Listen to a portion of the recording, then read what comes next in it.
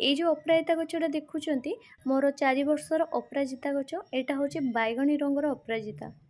ଆପଣ ଦେଖିକି ଆଶ୍ଚର୍ଯ୍ୟ ଏବେ ହଉଥିବେ କି ଏଇଟା ଧଳା ରଙ୍ଗକୁ ମୁଁ କାହିଁକି ବାଇଗଣୀ କହୁଛି। ଏଇଟା ପ୍ରକୃତରେ ଧଳା ନୁହଁ, ଏଇଟା ବାଇଗଣୀ।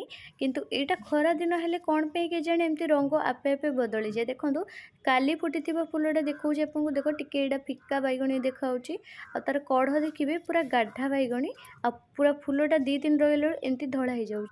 କିନ୍ତୁ ତାର ଧାର ଗୁଡ଼ାକ ଯଦି ଆପଣ ଟିକେ ଭଲସେ ଧ୍ୟାନ ଦେବେ, ଜଣା ପଡ଼ିଯିବ ସେଇଟା ପୁରା ଟିକେ ଧାର ଗୁଡ଼ାକ ବାଇଗଣୀ ରହୁଛି ଛିଟା ଟିକେ। କ'ଣ ପାଇଁ ଏଇଟା ବଦଳୁଛି ରଙ୍ଗ ମୁଁ ଜାଣିନି। ଅପରାଜିତା ଉପରେ ତ ମୋର ସେତିକି ନଲେଜ୍ ନାହିଁ ଯେ ରଙ୍ଗ ବଦଳୁଥିବା ଗଛ ଏମିତିରେ ବି ଅଛି ବୋଲି ମୁଁ ଜାଣିନି। ଯଦି ଆପଣମାନେ ଜାଣିଥିବେ କହିବେ। କିନ୍ତୁ ହେଉଛି ଏଇଟା ହେଉଛି ଖରା ଦିନ ହେଲା ମାନେ ପ୍ରତ୍ୟେକ ବର୍ଷ ମୋର ଏମିତି ହିଁ ସମସ୍ୟା ଦେଖାଦିଏ। ବାକି ବର୍ଷା ଦିନ ଶୀତ ଦିନରେ ଯେମିତି ନର୍ମାଲି ଫୁଟେ ନା ବାଇଗଣୀ ପୁରା ଗାଢ଼ା ବାଇଗଣୀ ସେମିତି ହିଁ ଫୁଟେ। ସେଥିପାଇଁ ଖରା ଦିନରେ ବୋଧହୁଏ ୟାର କିଛି ରହସ୍ୟ ଅଛି କି କ'ଣ ସେଇଟା ମୁଁ ତ ଜାଣିନି। ନହେଲେ ଆପଣଙ୍କ ସହିତ ମୁଁ ସେୟାର କରିଥାନ୍ତି। ଯଦି ଆପଣମାନଙ୍କ ଭିତରୁ କେହି ଜାଣିଛନ୍ତି କହିବେ ପ୍ଲିଜ୍।